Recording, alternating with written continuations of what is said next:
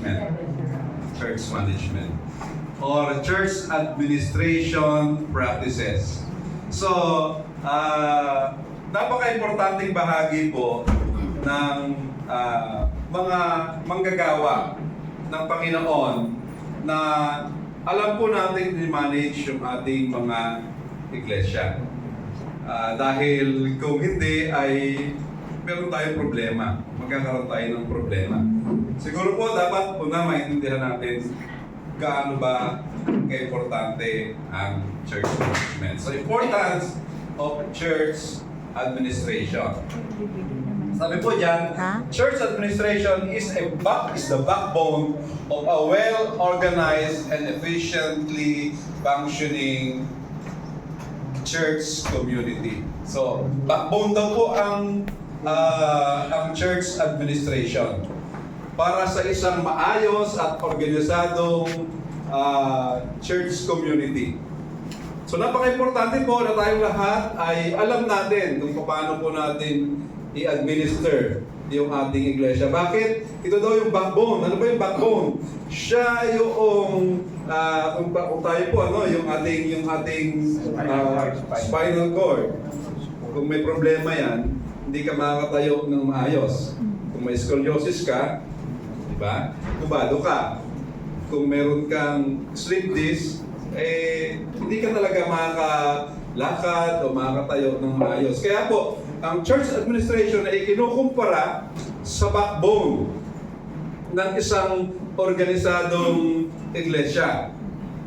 It involves tasks such as organizing, planning, and managing various aspects of church life, including, but not limited to, worship services, outreach programs, and financial stewardship. So, nasa introduction pa lamang po tayo ngayon. Ito po yung ating mga tatalakayin sa mga susunod na mga sessions po natin. So, ang church administration ay nangangailangan po ng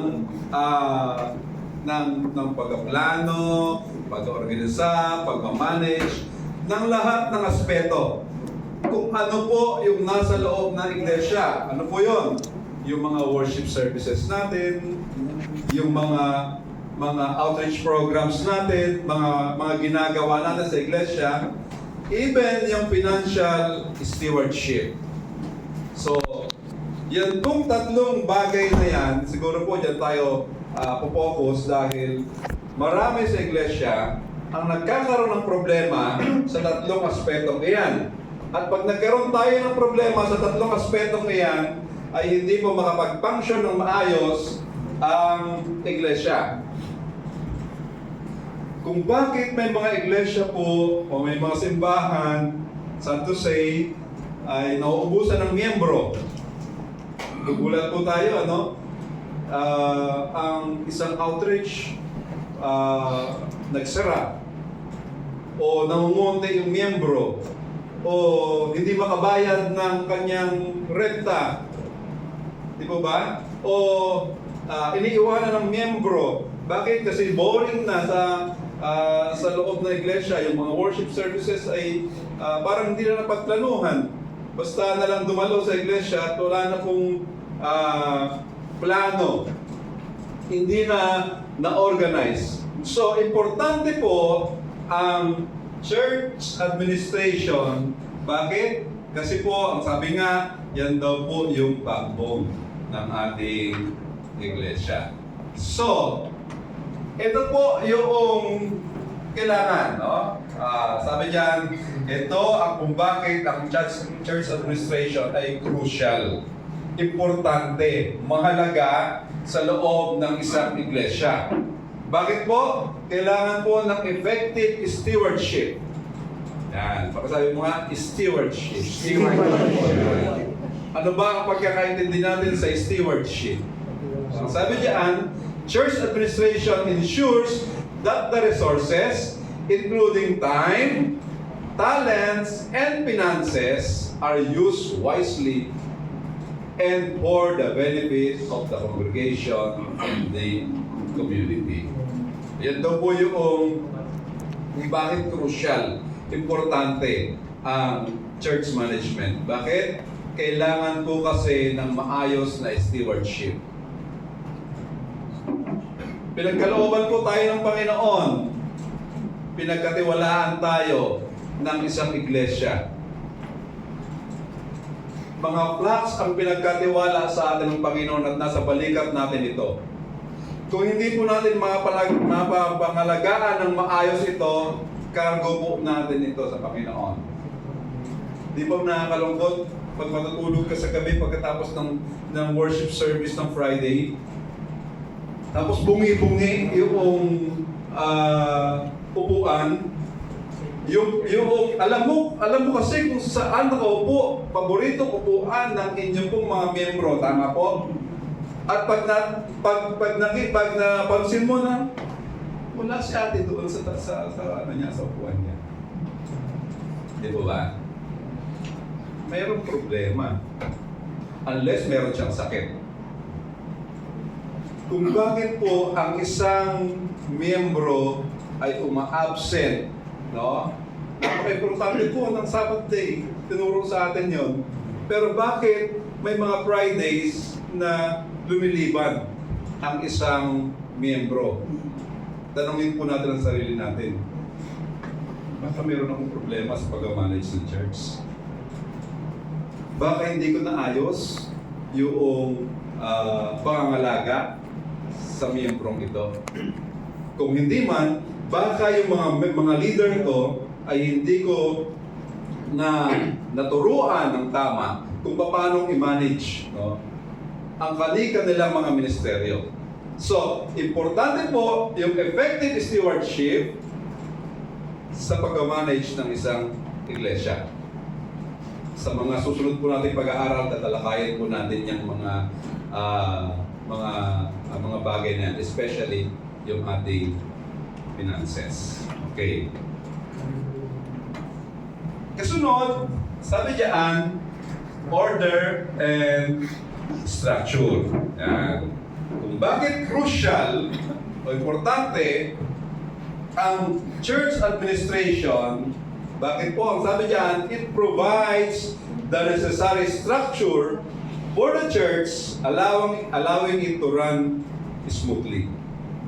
Alam po natin, di ba sa ASAP, alam po natin yung tatlong S? System, standard, structure. Okay, so, importante po yung struktura. Sabi diyan, this includes scheduling events, managing volunteers, and coordinating various activities. Yung order niya, yung paggawa mo ng mga programa, pakikipag-coordinate mo sa bawat ministeryo o sa bawat outreach sa kalagayan natin, dapat po yun maayos. Dapat daw maayos yung struktura natin sa loob ng iglesia, sa atin pong iglesia. Naayos mo ba yung bawat ministeryo meron ka? Baka mamaya nagko-conflict si prayer ministry, nagko-conflict kay music ministry. May programa sila sabay. Di po ba? Nagkaroon ng overlapping ng kanilang mga programa. So kailangan po na nasa ayos, no, in order, no, at yung ating structure ay nasa tamang kaayusan. So yan po yung importansya ng ating pong church administration. Number 3, fulfilling church mission. Kung bakit po importante ang church administration para yung mission po natin, bagamat meron po tayong mission and vision ng JETSA, pero yung pong ultimate mission natin, yung pinag-utos sa atin ng Panginoon, ang sabi diyan, a well-administered church is better equipped to fulfill its mission of spreading the gospel. Yan po ang una at higit sa lahat na misyon ng bawat iglesia. Hindi po nag-exist ang iglesia para ano? Para mag-maintain lang ng mga miyembro. No, nakakalungkot po, ano? Pag minsan, masaya na tayo doon sa miyembro natin 10. Di ba ba? Bawasan ba isa? Kaya pag nag-exita niyan, wala ka ng miyembro. Bakit? Kasi po, hindi mo na-administer ng maayos yung mission ng iglesia na na-spread yung gospel. Sabi diyan, serving its community and nurturing its members. So, para yung pong church administration, kaya ito importante para ma-fulfill natin yung mission na ipinapagawa sa atin ng Panginoon.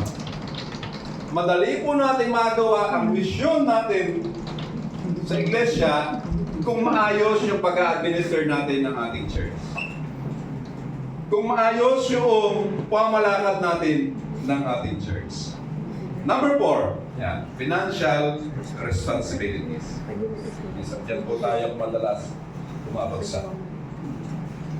Sabi po, church administration plays a key role in managing church finances, which in turn enables the church to carry out its various ministries and program.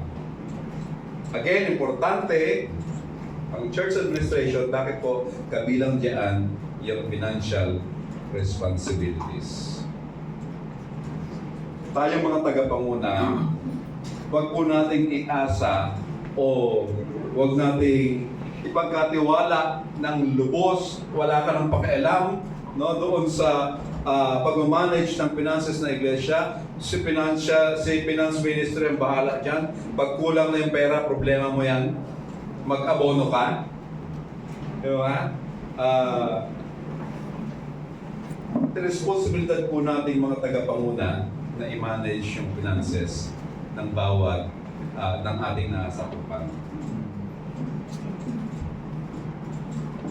May inabot ko ako dito. Siguro mga more than 15 years ago. Yan. Isang outreach, nag-zero yung kanilang yung kanilang finance. Zero ng problema si pastor. Bakit po?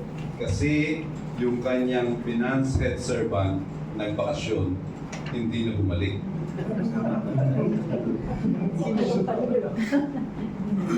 Hindi na bumalik.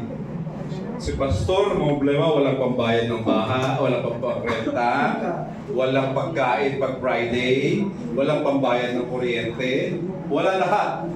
As in, zero. Hindi niya mahabol si kapatid kasi hindi na bumalik. Kung na-manage ng maayos itong finances, di ba ba? Kasi pinagkatiwala niya lahat doon sa kanyang finance ministry. Associate pastor Tiwala na. Pero po, ang isa po sa malaking struggle sa iglesia, pera. Kahit po manggagawang mature, nasisilaw sa pera. Doon po sa pinanggalingan kong simbahan sa Valenzuela, yun pong tagapangalaga ng yung treasurer mismo ng church na yon, namumroblema siya. Wala na silang revolving fund. Kasi po, inutang.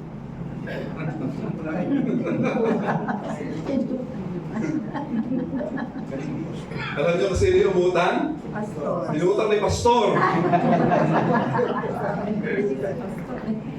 Si pastor mismo na siya dapat nangalaga ng finances na iglesia, siya mismo yung sumumot ng pera na iglesia. Bakit?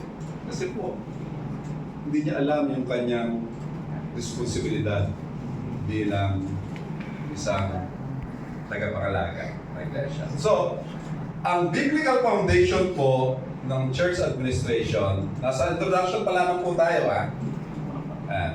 divine mandate.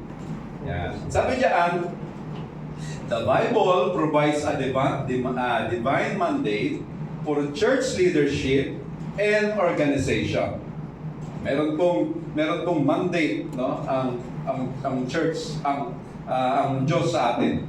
It is a divine mandate. It contains principles and examples of how early Christian communities were managed.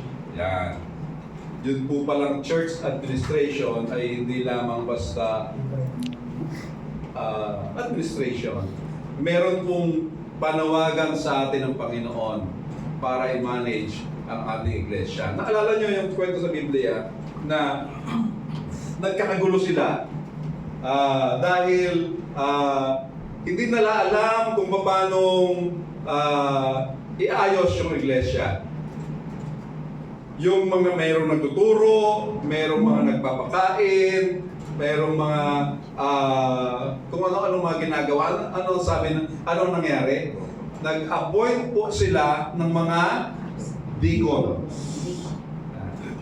Meron po ba kayo ditong deacon sa inyong mga church? Sa inyong mga outlets? Importante po na mayroong deacon sa loob ng iglesia. At dapat alam po natin ano ba ang function ni deacon. So, importante po, yan daw po ay divine mandate. Okay. Guidance for leadership. The Bible offers guidance on leadership qualities and responsibilities. It presents role models of leaders such as Jesus, the apostles, and various biblical figures who exemplify servant leadership.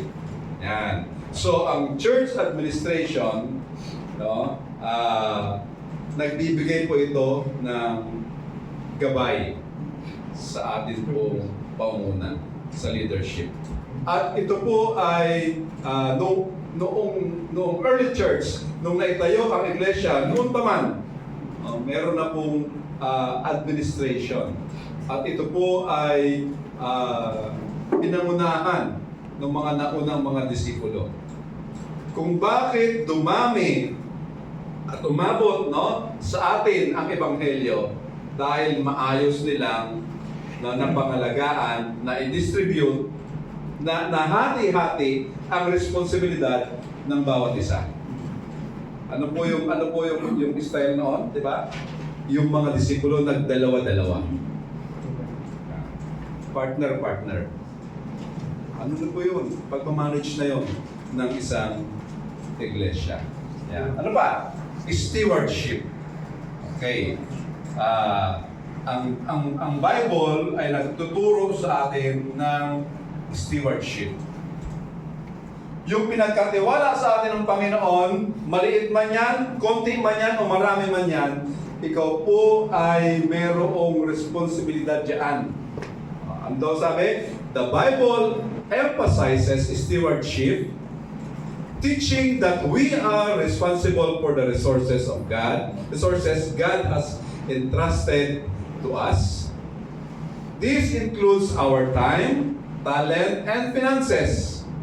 Church administration, rooted in these principles, ensures that these resources are managed responsibly. Stewardship. Hindi mo pwedeng sabihin, Pastor, kaya kami konti kasi kulang budget namin. Saan po ba tayo nagsimula? Di ba sa maliit? Bakit may mga churches, may mga outlets na kaya naman nilang patakbuhin ng iglesia kahit konti sila? At hindi naumutang, hindi nagkukulang. Kasi po, amanin natin na may mga, minsan umaabot tayo sa kalagayan na namumroblema tayo. Bakit? Kasi negative.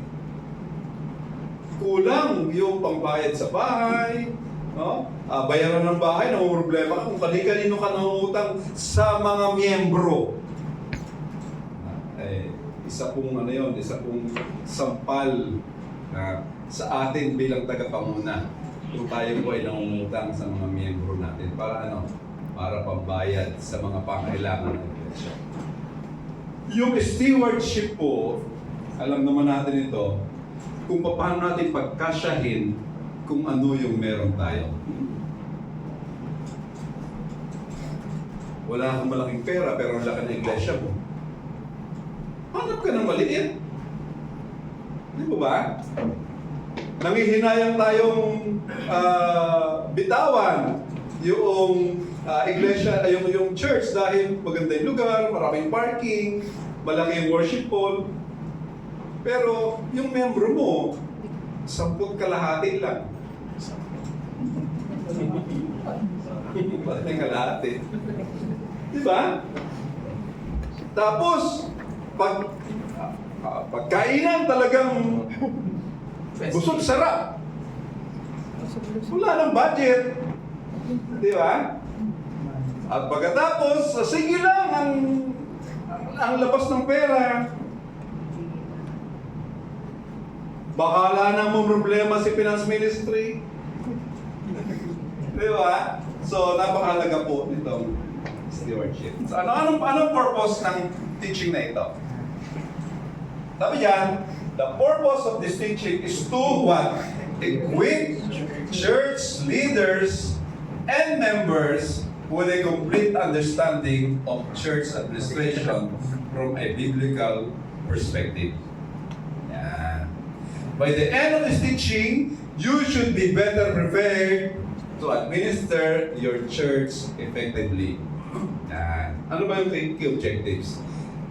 Key objectives, yan. Dito na tayo. Key objectives. Number 1, knowledge.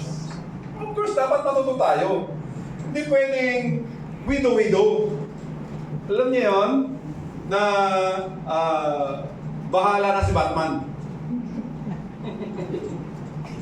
So, dapat matutunan po natin. Sabi dyan, to provide you with a deep understanding of the biblical principles that underpin church administration.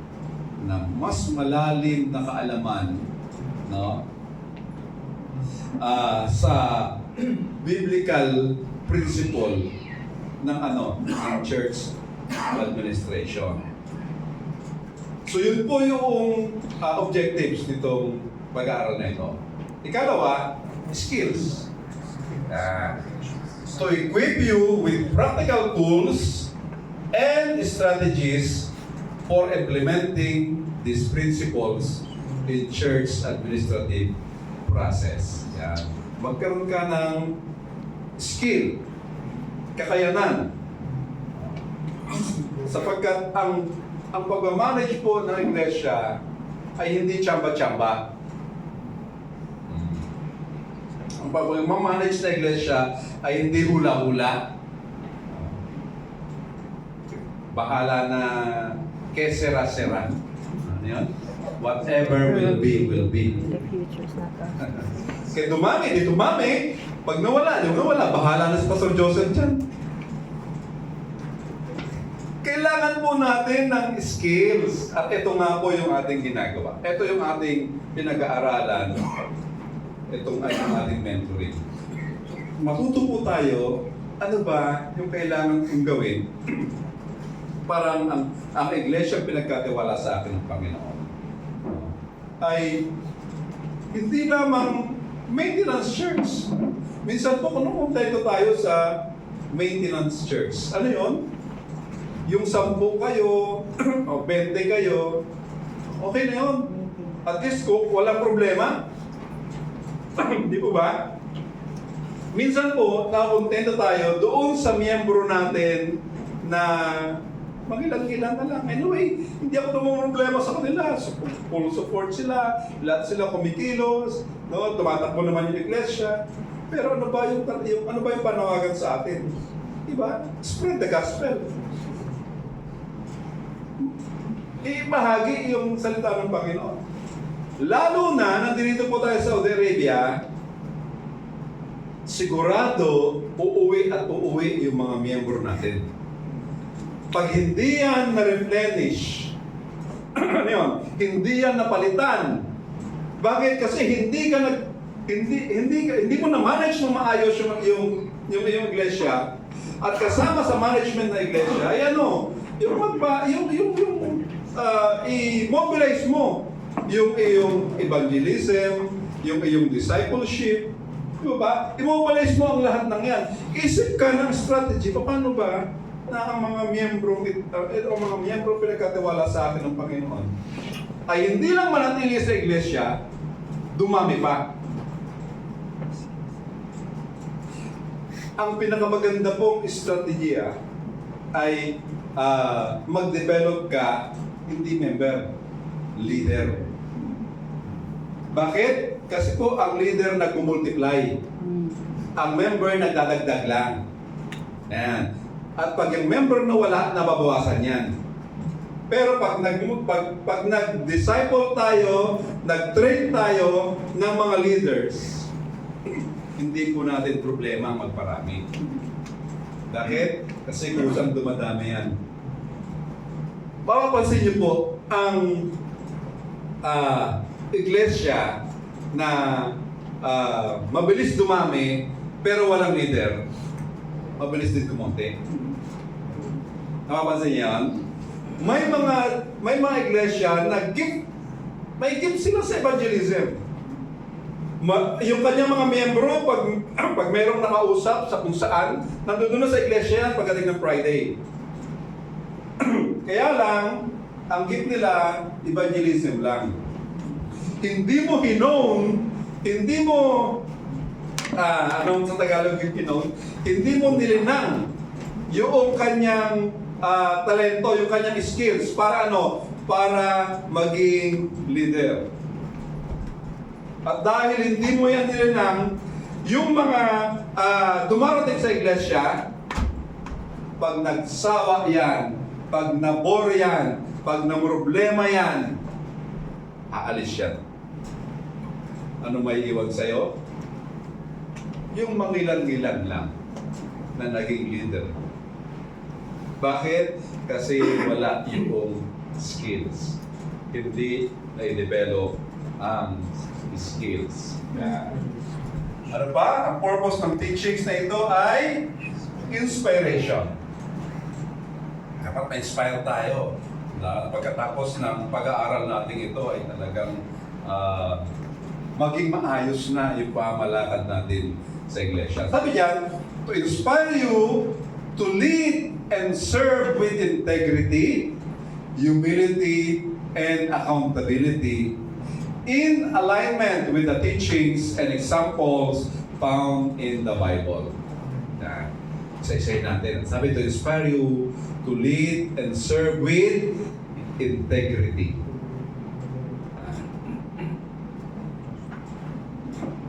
Minsan po, si pastor, hindi na natin ang pagkatiwalaan. Iba kasi yung sinasabi sa ginagawa. Wala nang integridad. Paano mo paniniwalaan si pastor na nag-preach sa harapan kung yung sinasabi niya hindi niya ginagawa? Ano pa? Humility ang sabi. Si pastor boss na sa loob na iglesia. Hindi po yung panawagan po sa atin sa loob ng iglesia ay ay maging servant of all. Iba po yung kalakaran sa labas, sa kumpanya, sa organisasyon, sa loob ng iglesia. Sa iglesia, pag leader ka, servant ka. Yun po yung kaibahan. At pag servant ka, dapat nasa iyo yung humility. May kababaang loob. Baka mamaya pag nasa loob ka ng iglesia, takot yung mga miyembro mo. Uy, nandiyan na si pastor, kamahimik kayo. Bakit? Kasi yung bawat ginagawa na wala na silang ginawang tama.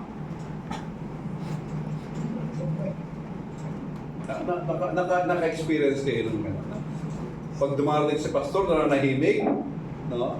Hindi dahil ginagalang, kung hindi dahil natatakot. Bakit? Baka mapagalitan. Di ba?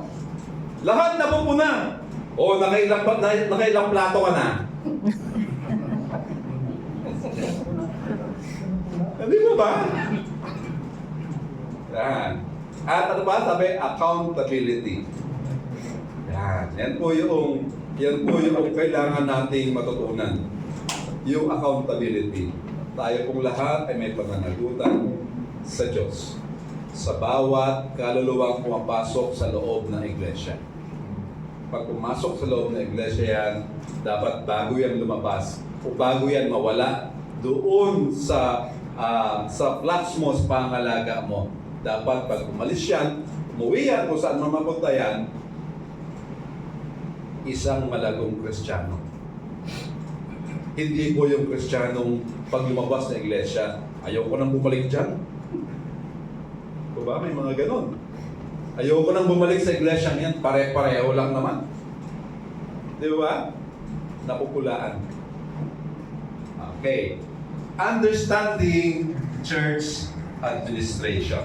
Dapat po maintindihan natin ang church administration. Okay. Definition. Sabi sa inyo, nasa introduction pa lang tayo, definition pa lang tayo. Nakakailang minuto na lang. Okay, definition. Church administration refers to the systematic and strategic management of various aspects of a church operations and ministries. Yan. Ano daw? Ang church administration daw ay patungkol sa systematic, maayos, at strategic management. Ang sa lahat ng aspeto ng operasyon ng isang ministeryo. Dapat systematic. Okay. It involves the organization, coordination, and oversight of key elements that contribute to the effective function of the church. These elements includes leadership, finances, resources, and communication. At its core, church administration seeks to ensure that the church can carry out its mission in an orderly, efficient, and accountable manner, ultimately serving the congregation and the wider community. So yan daw po yung church administration. So, hindi ko na tatagalogin. Naintindihan palagi ito natin lahat yan. Okay. Basta importante, ang church administration ay ang sistematiko, organisadong pamamalakad ng isang iglesia.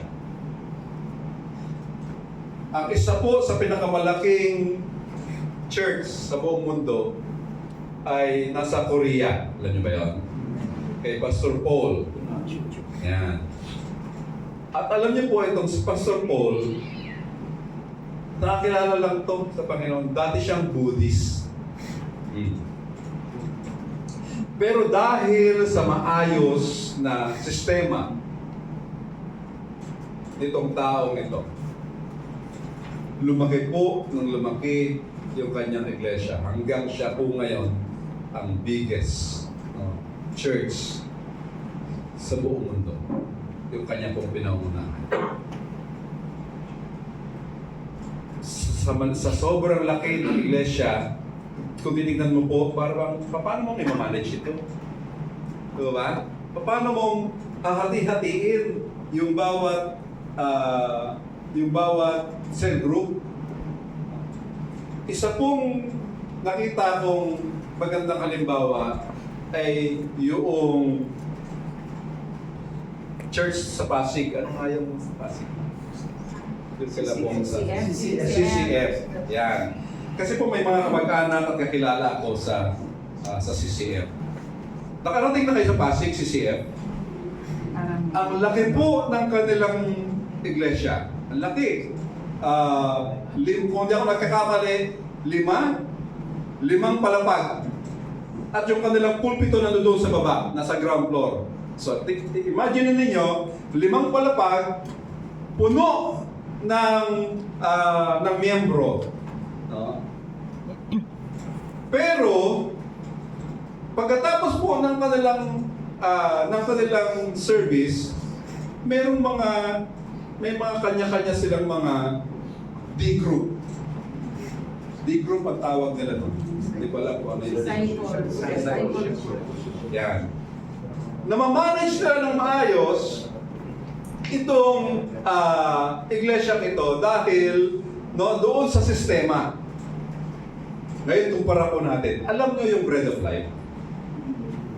Alam nyo Bread of Life? Okay. Alam nyo po, ang Bread of Life noon, sa Quezon City yun, way back 90s, sila po ang isa sa malaking iglesia, church, sa Maynila. Gumawa sila ng isang malaking church doon sa may Timog. Yan. Noong panahon na ang nauna ay si Pastor Butch Conde. Kilala niyo po si Butch Conde? Oo, narinig na yung Butch Conde. Okay. Si Butch Conde po ay naayos niya ng maayos yung kanyang iglesia, na-manage niya ng maayos at dumami po ang bawat miyembro nito. Hanggang sa nakarating kung saan-saan. Meron sa US, meron dito actually. Yan. Meron sa Dubai at kung saan-saan. Dahil sa maayos na administration ni Butch Conde. Si Butch Conde po ay dating director ng FEBC. Yan. Isa siya sa mga nagtatag ng FEBC, Far East Broadcasting Company. Okay. At ayos niya talaga ng maayos dahil sa church administration. Nung po siya ay medyo nagkaedad na, naglaylo sa ministry, bakit gumawa siya nagsulat siya ng Bible, nag-translate ng Bible. Pinabayaan niya sa kanyang mga leaders. Isa po sa leader niya, kilala nyo, si Bong Sagi. Narinig yung pangalan na yan? Si Bong Sagi. Okay.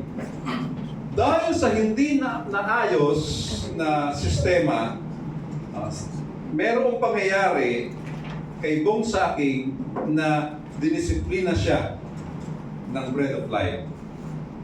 Hindi po chismis ito. May google niya yan. Kaya, dinisiplina siya ng mga leader. Wala na po si Butch Conde noon. Nasa Amerika na si Butch Conde. Nung umalis, dahil na-disiplina siya, si Bong Sagi po ay hindi niya kayang tanggapin yung klase ng disiplina na binigay sa kanya. Ginawa niya, gusto niya nang bumalik sa secular, kasi po CPA ito. Magnegosyo, ang ginawa niya, bumili ng bako. Yan. So magpaparenta na lang siya ng bako. So babalik na siya sa secular. Pero iba kasi panawagan talaga sa kanya. Imagine, yung bakong nabili niya, nawala. Bako yun, paano mawawala?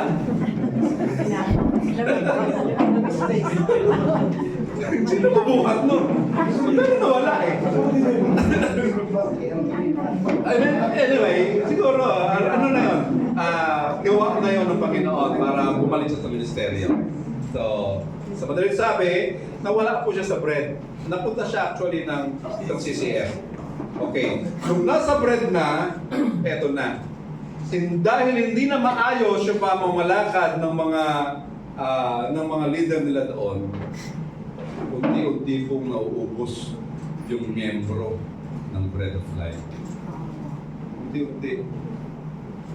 2 years ago, nung kami po ay nag-church sa Bread of Life, wala na. Laki-laki ng church, kakalog-kalog na lang. Ang leader nila ngayon, alam niyo kung sino? yung anak ni Butch Conde. Anak. Hindi ko alam kung paano siya yung naging head ng Bread of Life. Yan. Ito po, chismis. Yung anak po ni Butch Conde, dating estudyante ni Ate Guy, ng ate ko. Sa Grace Christian High School. Nagulat yung ate ko, bakit yun yung naging head pastor ng Bread of Life? Ang lagi mong makikita sa post niya, yung muscle niya. Mahilig pong mahilig mag-weights. Yan, yun lagi mong makikita sa kanyang mga posting. At nung estudyante niya pa, itong anak ni Butch Conde ito, laging pinapatawag si Butch Conde doon sa eskwela. Bakit? Pasaway. Imagine ninyo, dating, buti sana kung mayroong pagbabago eh. Pero, imagine ninyo, yung isang leader ng isang malaking kongregasyon na tinitingala talagang modelo doon sa Pilipinas noong 90s, ilalagay mo yung isang leader na walang ginawa kundi mag-flex ng kanyang muscle.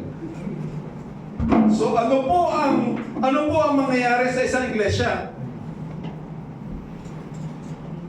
So ngayon po, wala na.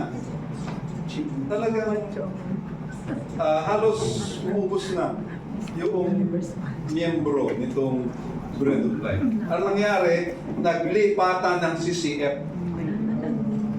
Yung iba napunta ng Green Hills Christian Fellowship. Yung iba nasa Gia Kamanaba. Ayan yung mga kilalang mga kongregasyon ngayon. Ano po yung dahilan? Mismanage. Dahil sa isang leader na itinayo na hindi equipped, walang sistema, no? Walang vision, puro konsumisyon. Imagine mo, pastor mo, ang makikita mo sa Facebook page niya o sa wall niya, puro muscle niya. Ano ang asahan mo? Okay. So, yan po yung, kaya po importante ang church administration sa bawat iglesia. So, siguro, Pastor Joseph, bisitahin mo yung mga wall ng ating mga overseer.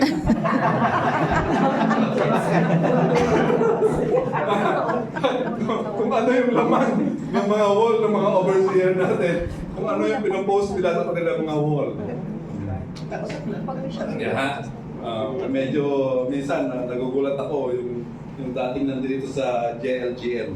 Salamat na lang, wala na JLGM. Kung ano yung nakikita ko doon sa kanyang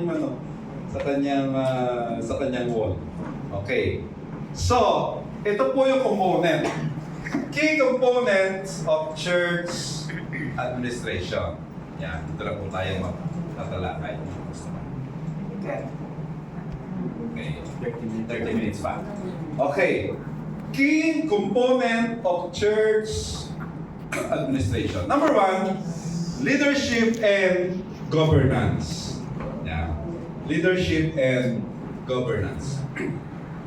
Clear and effective leadership and governance are fundamental to the success of any church.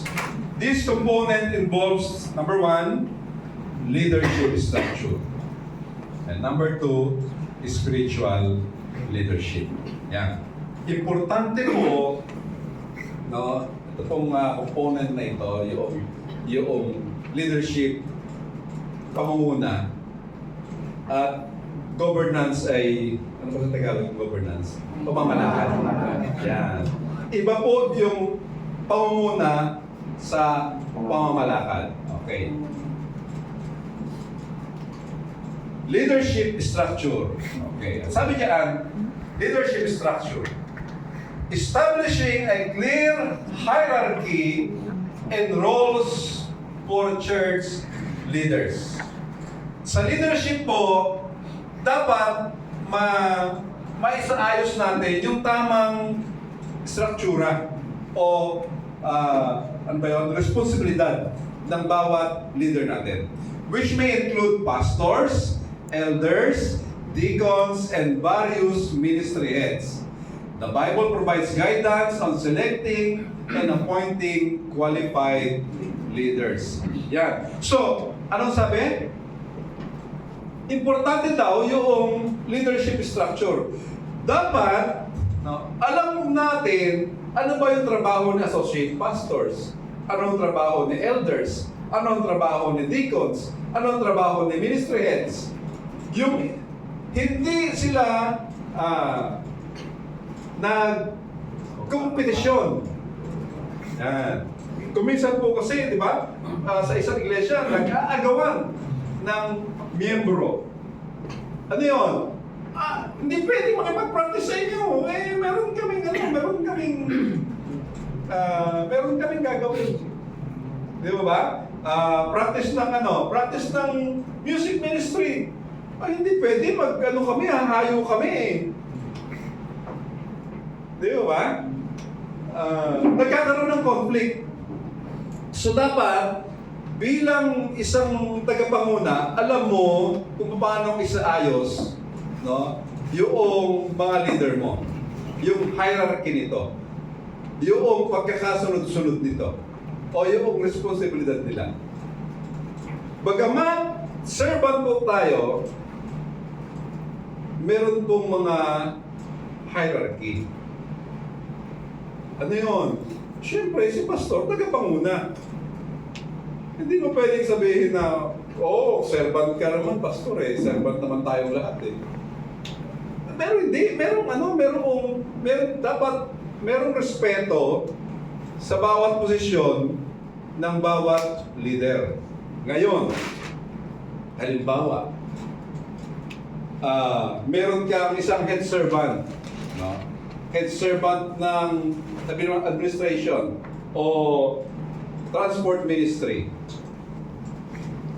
Pag sinabi ni transport ministry, pastor, kulang tayo ng driver Pwede bang ikaw sumundo dun sa umra?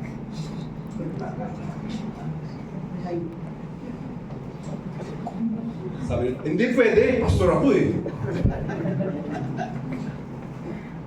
Dahil po, meron tayong tagapanguna sa bawat ministeryo, alam niya yung trabaho niya. Kahit na si pastor ka, di ba? O kahit na si elder ka, nai-assign ka ni tagapanguna na gumawa ng isang ministeryo na siya yung head, dapat po sinusunod natin yun. Ulitin ko, may mga ministeryo kasi na kung minsan dahil senior tayo, matagal na tayo sa loob ng iglesia, nauna tayo sa kanya, huwag mo utusan. Yung iba, hindi mo mapaghugas ng pinggan. Bakit? Elder na ako Hindi mo mapaghugas ng pinggan. Bakit? Mapapas pa ako Hindi mo ba? So, dapat po alam natin, bagamat merong, minsan kasi mas mataas ka, no? Mas senior ka, pero meron mga tagapanguna sa bawat ministeryo Hindi mo ba? Bagamat, no, council kami. Meron pa rin mga kailangan gawin, no, na magpapa-under doon sa ministeryo. Sabi ni Pastor Romel, dyan tayo sa 12, ba? Hindi ko pwede sabihin, hindi, ayoko. Meron tagapanguna na dapat natin sinusunod. Di ba? Bagamat, no, meron tayong authority. Tayo yung pinakamataas, sabihin natin sa loob ng iglesia, ikaw yung pastor, ikaw yung senior pastor. Pero itong mga ministeryong ito, na ipinagkatiwala ng Panginoon sa kanila, dapat po tayo sumunod doon. Bakit? Yun nga kasi yung leadership structure. Bakit? Kasi po, pag hindi natin sinunod yan, bababa yan. Kasi walang sumusunod sa kanya. Sino may problema pagkatapos? Si pastor. Bakit? Ikaw yung papalit dyan kasi wala nang papalit. Nakukuha niyo po? So kaya po importante na dapat igalang natin yung bawat pinagkatiwalaan natin ng ministeryo. Bakit? Kasi po, once na naramdaman nila na hindi naman ako karapat-dapat, walang sumusunod sa akin dito, di ba ba? Iiwan ka niya, naalis yan. Pastor, miyembro na lang ako. Naka-experience na kayo ng ganon? Na nagre-resign? No? Isang linggo pa lang sa iglesia, ano? Isang linggo pa lang na-appoint, no? Napatungan pa ng kamay. Nagre-resign ka agad. Bakit? Kasi walang sumusunod sa kanya. Kailangan po natin matutunan yung structure natin. Number 2, spiritual leadership. Yan. Ang sabi diyan, emphasizing the importance of servant leadership with leaders following the example of Jesus as humble servant of the congregation. This means leading with love, humility, and strong commitment to the church mission. Yan. Spiritual leadership. Minsan po, biktima tayo ng salitang spiritual leader. At tayo po ay namamanipula. O kung ikaw man yung tagapanguna na mamanipulate mo yung mga pinangunahan mo. Bakit? Kasi quote-unquote spiritual leader ka. Yan. Dapat po maintindihan natin, sabi diyan, yung importansya ng pagiging servant leader. Lead, sabi diyan, lead by example. Pwedeng hayo tayo. Pero ikaw natutulog ka. Di ba? Paano susunod? Kung ikaw mismo hindi mo kayang gawin yung pinapagawa mo. O ayaw mong gawin yung pinapagawa mo. Spiritual leadership, ang sabi diyan, dapat daw pangunahan mo with love, humility, and strong commitment. Sa bawat gawain, dapat merong pag-ibig. Merong commitment. Ano pa? Merong pagpapakumbaba. Isipin po natin, we are servant. We are not boss. Hindi tayo manager sa loob ng iglesia. We are servant leader. At tayo bilang mga spiritual leader, dapat nakikita sa atin kung ano yung ating sinasabi. Sabi nga is, walk the talk. Not talk the walk. Kung ano man yung sinasabi mo, dapat ginagawa mo. So makikita po natin ang isang iglesia, no, na healthy at effective at lumalago dahil yung kanyang leader, yung kanyang tagapanguna, no, ay nakakaragaan ng pag-ibig, ng humility, at ng commitment. Pag nakita po ng miyembro natin na committed tayo sa isang bagay, susunod yan. Amen. At nakakahawa yan. Yung alam niyo, yung devotion, yung commitment natin, malaking factor po yun para yung mga pinangungunahan natin ay sumunod. At ano po yan? Domino effect. Hanggang sa dulo, no, ng pinakamaliit na bahagi ng iglesia, meron commitment. Kaya pag nagpatawag ka, no, ng isang gawain, nandiyan yan, ano yan, aktibo yan. Bakit? Kasi nakikita sa iyo eh. Di ba ba? Ikaw yung spiritual leaders. Okay.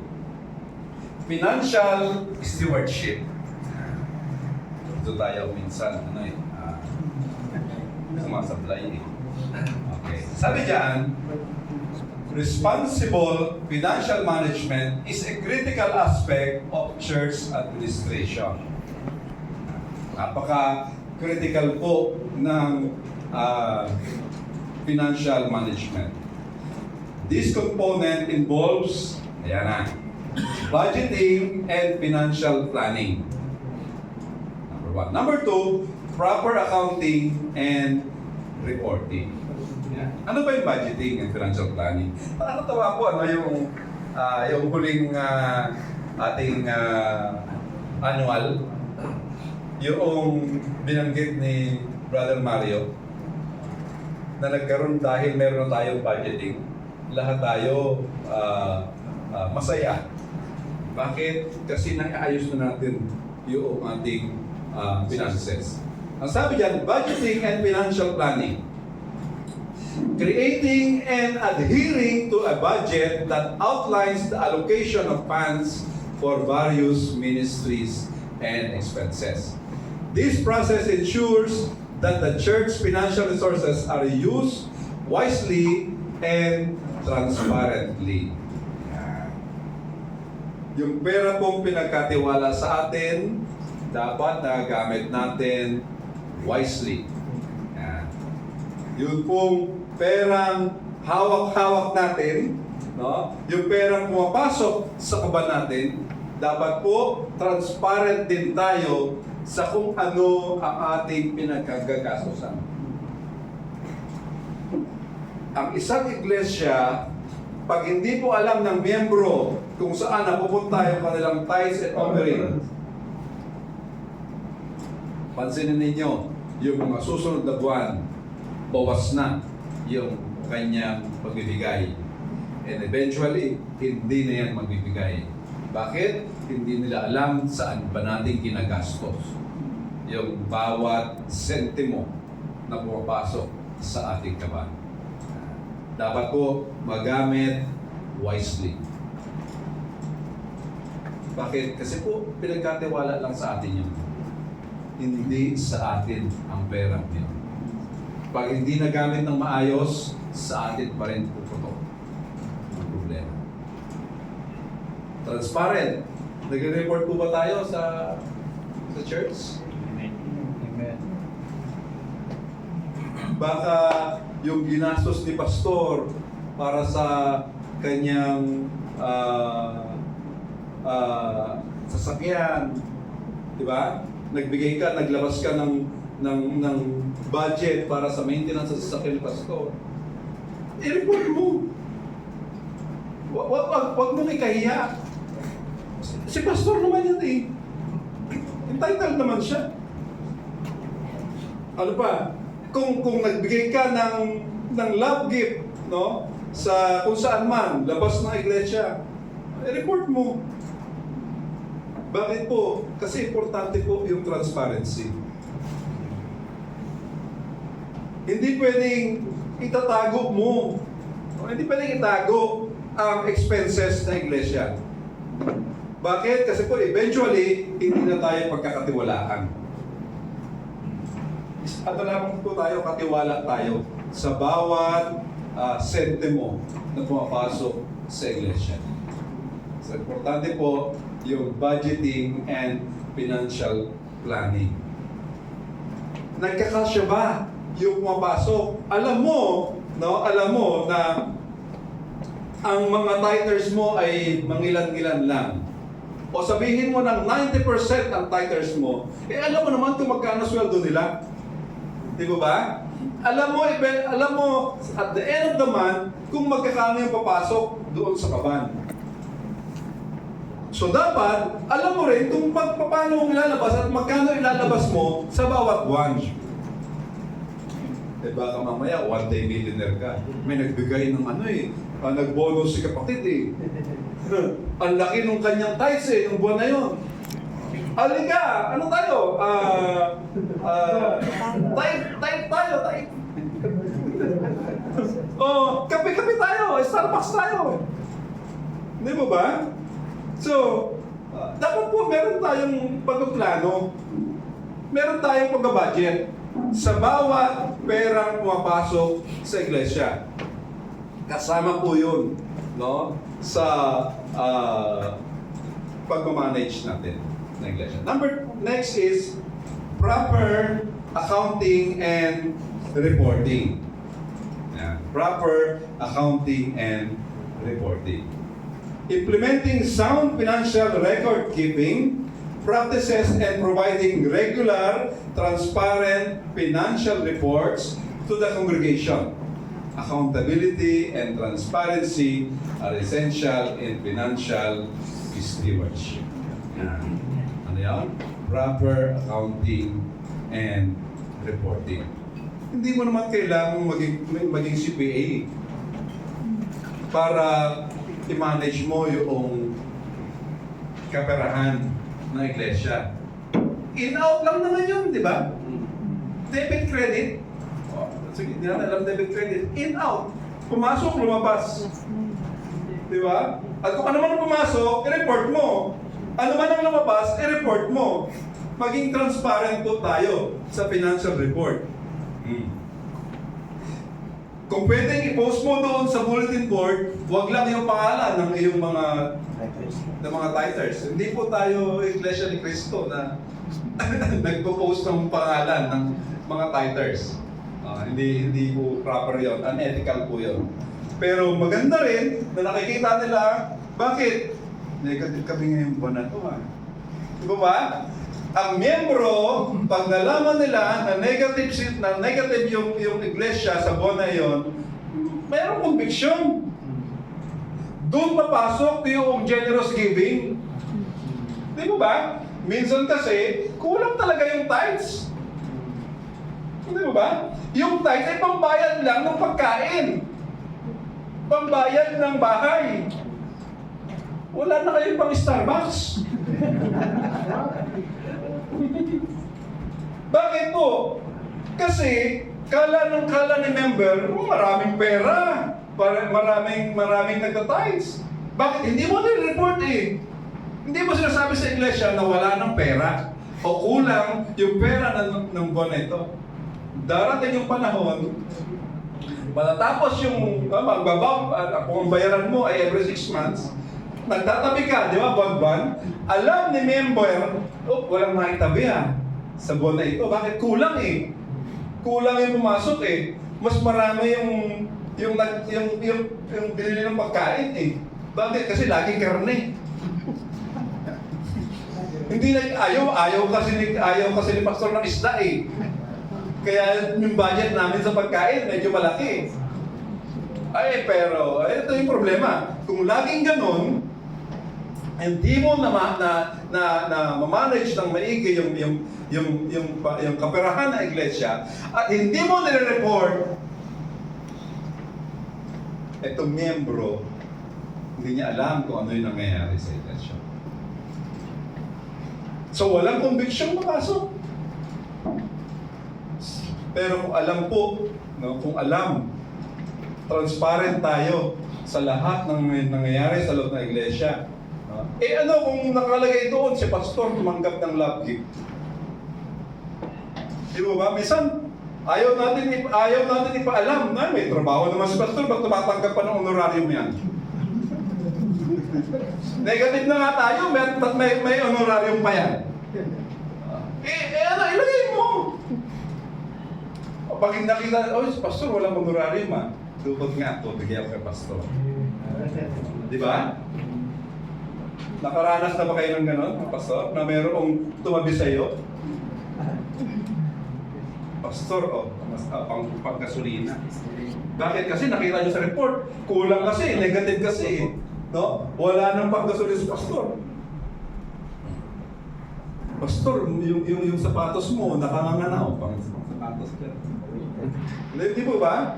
Bakit? Kasi po importante yung proper accounting and reporting sa loob ng iglesia. No, kung hindi po natin nagagawa ito, ay simulan na natin. Sa council po, nilalatag po lahat yan. Kung magkakano, no? Ang lahat ng mga pumapasok at lumalabas. Nagsimula sa panahon ni Pastor Joseph noon. Before, hindi po ako ay 20 years na naging overseer ng Average 12. Hindi ko po nakikita magkano ba yung pumapasok at natitira. At talagang nagkaroon tayo ng problema. Yung minana naming problema ay talagang mahirap. Ang hirap i-resolve, no? Ano po ang dahilan? Kasi hindi po naging transparent. Hindi natin sinasabi na ginastos na kung saan man, o na binastos ng wala lang. Ginastos yun eh. Ginastos sa mga importanteng bagay din. Kaya lang, hindi na i-report. Di po ba? Sa loob ng iglesia, ginagastos natin ng pera, no? Sa mga pangangailangan.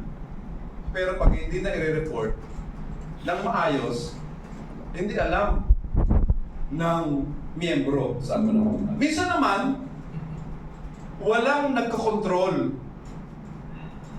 Di ba? Panay na ang labas mo ng pera sa beautification ng church. Kasi gusto mo lagi maganda yung church. Bagong pintura, bago ang sopa. Dapat may mga ilaw yan. Ang problema, wala nang ang pera eh. Di ba? Bakit pa magpapaganda? Dapat tipid-tipid muna. So kung alam ng iglesia, kung nakikita ng iglesia, ng kongregasyon, kung saan napupunta yung pera, merong check and balance. Merong magkasalita dyan, Pastor, medyo napapalakas yata ang labas natin ng pera dito sa pagkain. Bawas-bawas tayo ng konti, ang laki ng tiyan mo eh.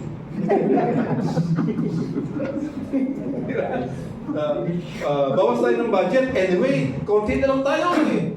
Diba? Kung ang budget nyo noon, 300, 400, kasi 30 kayo, 50 kayo, ngayon 20 na lang kayo.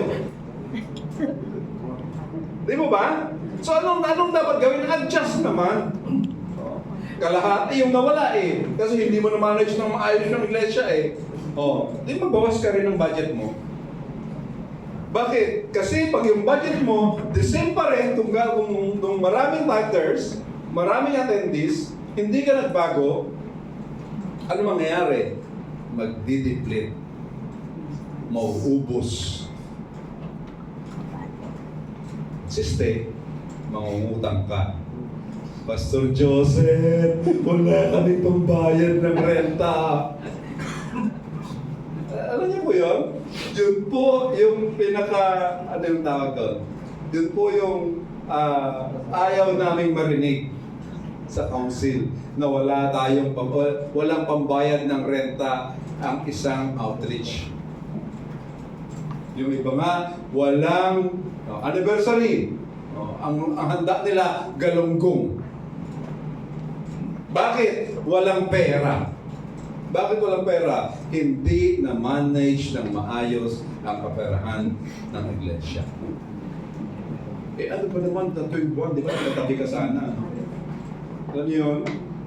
Na para, dahil merong budgeting, ito 200 para sa anniversary natin.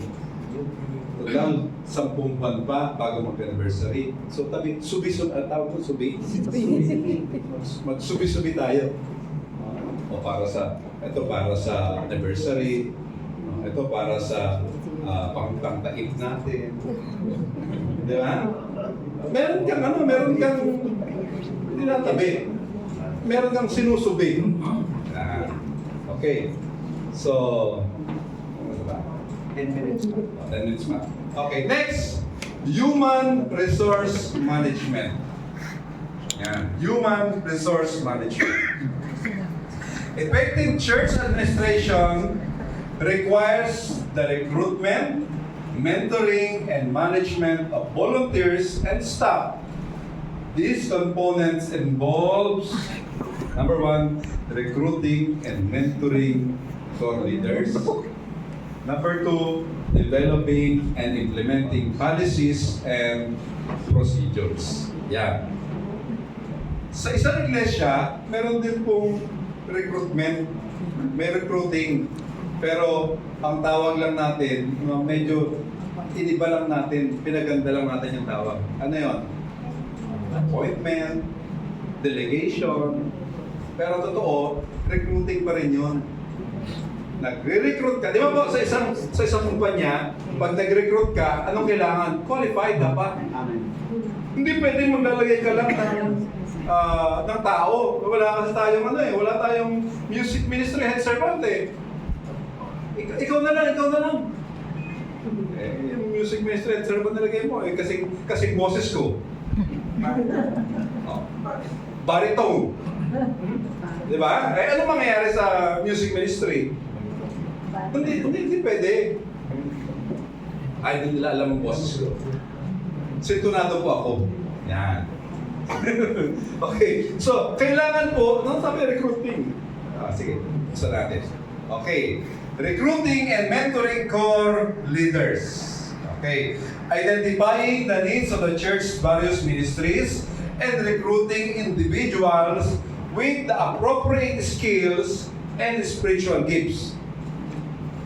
Training programs should equip volunteers and staff for their roles.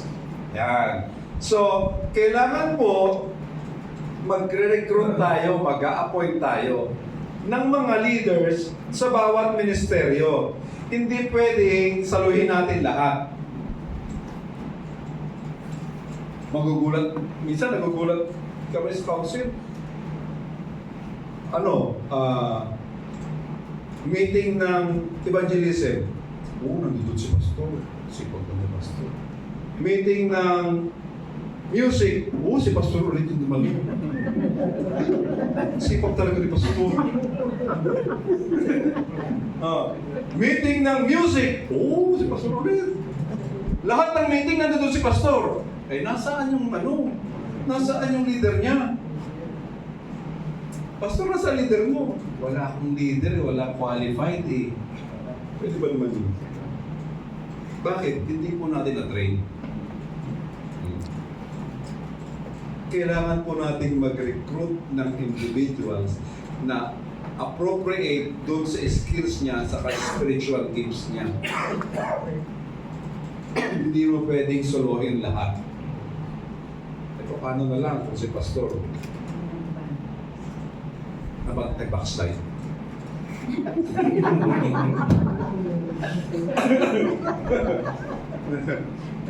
O nang lamig. Bakit? Napagod. Na-drain si pastor. Ano na mangyayari sa iglesia? Sino yung may problema nun? Si pastor pa rin. Bakit? Sinalo niya lahat eh.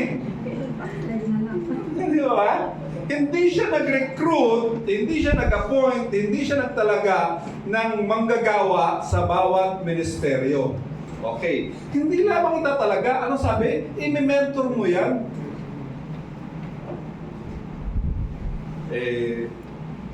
Pinagkalooban ka, may gift ka dun sa music. I-mentor mo.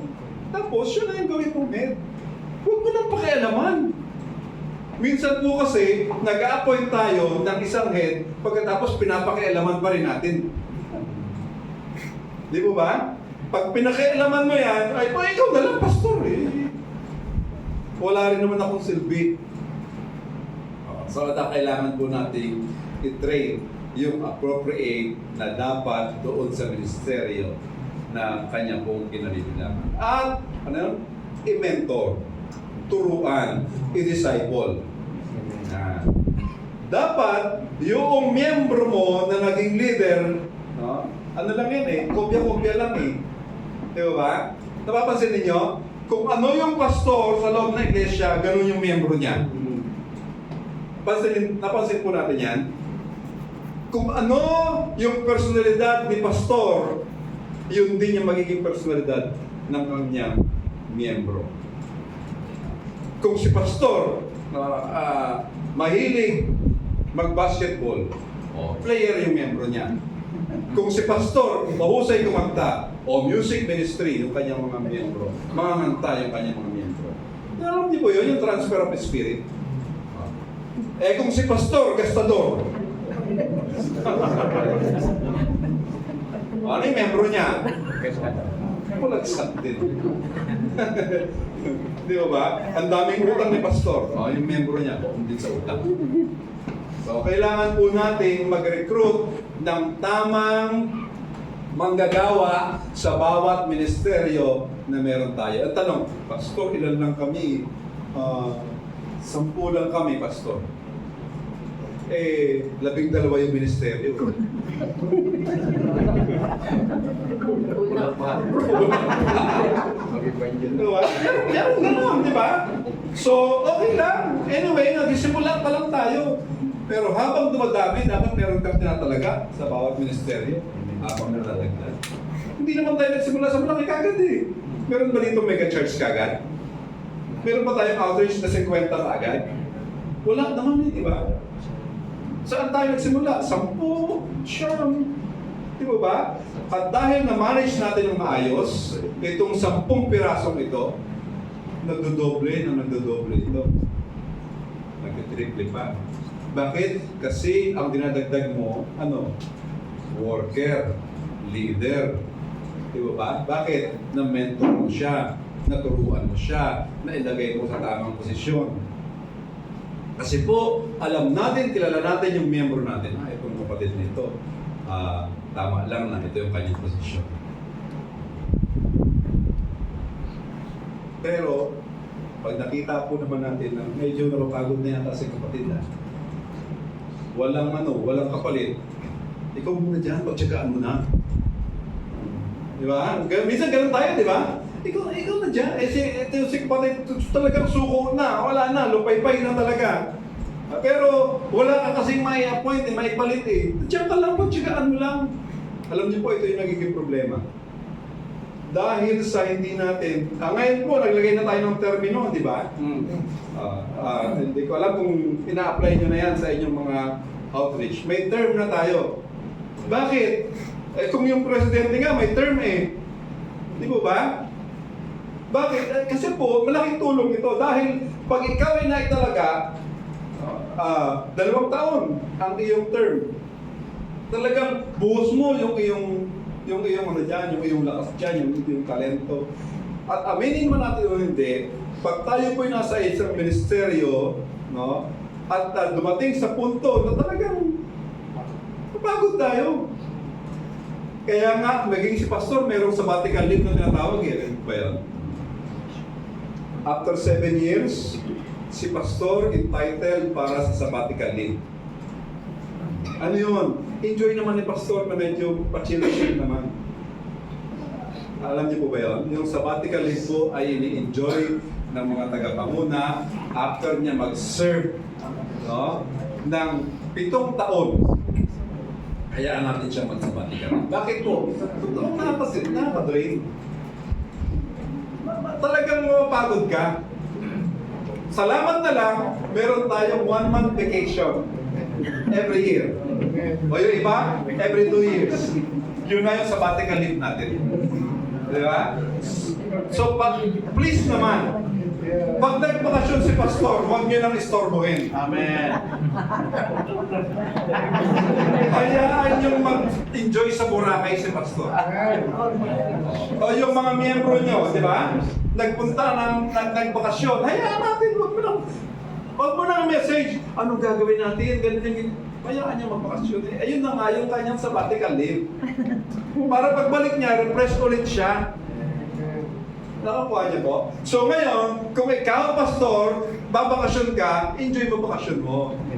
Huwag mo na, iwan mo dun sa iyong miyembro, sa iyong mga tagapangunang pinagkatiwalaan mo. Tatakbo yan. No one is indispensable sa ministry. Hindi mo pwedeng sabihin, pag wala ako, ako yung tagapanguna. mauubos ang miyembro. Hindi po yun. So, hayaan natin na pag tayo po'y umuwi, bakasyon, sige, enjoy. Nakakalungkot po, di ba? Hindi rin maintindihan siguro ng sa Pilipinas na pag magbabakasyon tayo, pag nakita, bakasyon si Pastor Roel, Pastor, ikaw mo mag-print sa akin sa Friday. Di ba? Pwede lang tanggihan. Kaya nga nagbakasyon para magpahinga Pagkatapos, schedule mo, punta ka pa ng Cagayan, punta ka ng Nueva Ecija, punta ka kung saan. Bakit? Na-invite ka para mag-preach. Hindi mo ba? Kailangan nating magpahinga. Bakit ba ako napunta to? So mag-recruit po tayo, mag-appoint tayo ng tagapanguna sa bawat ministeryo na alam natin doon siya kabilang. Ang ganda po na nangyayari sa atin ngayon, di ba? May mga ministeryo tayo, may ministry tayo na alam natin ito yung fit talaga siya sa ministeryo ito. Kaya nagpa-function effectively. Amen. Kaya po, ang sigla, no? Ang sigla ng GEDSA ngayon. Bakit? Kasi naglagay tayo ng mga tagapanguna. At itong tagapangunang ito, talagang magsusumigasig yan. Bakit? 2 taon yung termino niya. Yan. After 2 years, pag gusto niya na magpahinga, sige, baba ka. Pero, pag gusto niya pang mag-serve, makita mo naman Diba? Sige, tuloy lang. Hindi ka papagod? Sige, tuloy. Pero pag pagod ka na, mayroong papalit dyan, sigurado. Diba? Ilan tayo? 1,300 tayo, Pastor? 1,300. Isa ka lang tagapanguna, huwag mong sabihin na walang papalit sa'yo. Meron. At posibleng mas maayos pa. Pagod ka na Pero kung masigla ka pa, enjoy ka pa sa ministeryo na pinaglilingkuran mo, sige lang. Mag-iwan ka ng ligasiya. Sa loob ng 2 taon, mag-iwan ka ng ligasiya doon sa ministeryong pinangunahan. Ikaw, Pastor, wala kang termino. Pastor, walang termino. Pero may bakasyon. Yun ang masarap, may bakasyon. Kaya naman, pwede natin sabihin sa mga miyembro, pag nagpakasyon, huwag muna kami istorbohin. Bakasyon Okay. Next, developing and implementing policies and procedure. Last na yan. Creating clear policies and procedures for hiring, training, evaluating, and retraining staff and volunteers. Ensuring fairness and consistencies in human resource management. Ayan. So, ano daw sabi? Magde-develop tayo at mag-implement tayo ng mga polisiya. Para saan? Para sa pagre-recruit, pag-appoint ng mga manggagawa. Walang nepotism. Pare ko yun Yun ang gagawin kong associate pastor. Kumare ko yun Siya yung head servant ng finance. Para pag nangailangan ng madaling mangutang. Ang sabi, kailangan daw po magkapag-create tayo ng clear policies and procedures sa pag-hire. Kaya nga po ngayon, di ba? Bago tayo mga head servant natin, hindi ko po alam kung ginagawa ninyo sa inyong mga local outreach. Meron po tayo interview. Bakit? Kasi posible na nakikita mong qualified siya, pero siya mismo ayaw niya. Kahit na gaano kagaling yan, gaano qualified yan, kung hindi yan interesadong maglingkod, hindi yan magiging epektibo. Huwag mong ilagay sa ministeryo. Diba? So kailangan, pag nag-hire tayo, nag-appoint tayo, evaluate natin ano ba yung ginawa niyan habang siya ay ordinary membro. Ano ba yan? Sumuporta ba yan talaga sa ministeryo? Kasi po, tandaan natin yung mahusay sa pagsuporta, ang sumagto niyan, magaling din yan o mahusay din yan pag tagapanguna. Bakit? Kasi alam niya kung paano sumuporta. Okay? And sabi niya, retraining staff and volunteer. Retraining. Kasi po, yung kalakaran noong 90s, 80s, ako po'y nakakilala 80s. Iba na yung leadership noon sa leadership ngayon. So kailangan po natin ma-refresh. Ganun din tayo, no? May mga miyembro tayo, siguro kung 10 taon na yung ating iglesia. Nagbabago po kasi yung nagbabago yung trend eh. At nag-iiba rin yung mga pumapasok na miyembro sa atin. Diba? Kung noon ay Generation X, yung mga miyembro natin, o ngayon, ano na papasok? Mga Generation Z na. Diba? Iba na yung lingwahe niyan. How you? Hindi mo na maintindihan. Diba? K. Anong K? G. Alam niyo yun? Alam, di ba? G is go. K, okay. Eh, mga miyembro mo, ganun magsalita, ganun mag-usap. Di ba? Nakita mo sa GC, nagka-communicate sila, hindi ka makarelate, oh. G na tayo. Di ba? So, kailangan din po natin mag-upgrade. Ngayon, panahon, nung nag-pandemic, di ba? Nagkaroon, na lumabas yung Zoom. Nakakalungkot, may mga ibang outreach, hindi pa rin maayos yung kanilang yung kanilang audio-video. Hindi makasabay, hindi makarelate. So, kaya ano mong problema sa Pastor Alex pag prayer meeting, intercession? Pagdating ko sa church na yun, maghanda ka na, ngongo yan. Di ba? Bakit? Kasi hindi tayo maka-adapt eh. No? Hindi tayo maka-adapt sa mga bagong trend. Kailangan natin retraining. Kung wala sa inyong mga mag-train, technical halimbawa, kuha tayo ng ibang mga support, help sa ibang church. Kailangan po natin magtulungan. Siguro po, diyan po tapusin. Medyo umaba na tayo. So, nawa po ay meron tayong natutunan sa ganito. Amen. Yung mga susunod po natin pag-aaral, magkakaroon po tayo ng workshop. Enjoy natin yung workshop. Siguro 2 o 3 pang session. Depende sa haba, sa aking matatalaga. So nawa po ay naging pupuluhan sa atin. Gabi